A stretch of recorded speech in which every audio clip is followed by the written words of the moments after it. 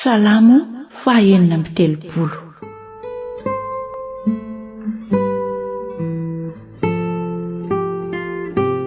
Ny maharatsy ny miala amin'Andriamanitra ary ny mahatsara ny mihavana aminy.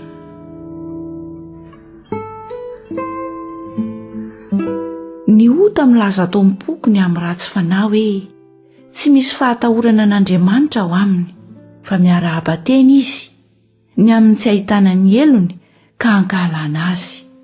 Ny tenin'ny vavany dia faharatsiana sy fitaka, efa niadaly izy ka nitsahatra tsy hanao soa. Faharatsiana no saintsainy eo am-pandriny, mitsangana eo amin'ny lalana tsy mety izy.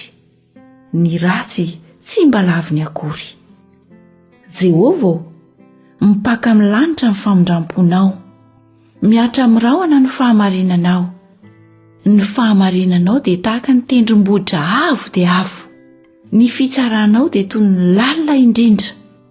Ny olona sy ny biby dia samy vonjenao Jehovah. Endre ny hatsara ny famondram-ponao Andriamanitra, ka mialoka eo amin'ny aloko ny ilatrao ny zanak'olombelona. Vokony matavy ao an-tranonao izy, ary ny ony fampifalianao no ampisotronao azy.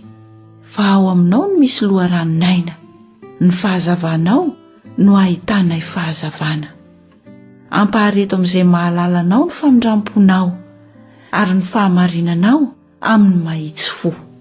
Aoka tsy hanitsaka ny tongotry ny mpiavinavina na ampandositra ny tanany ratsy fanahy. Indreo efa lavo ny mpanao ratsy, naripaka izy ka tsy maharina.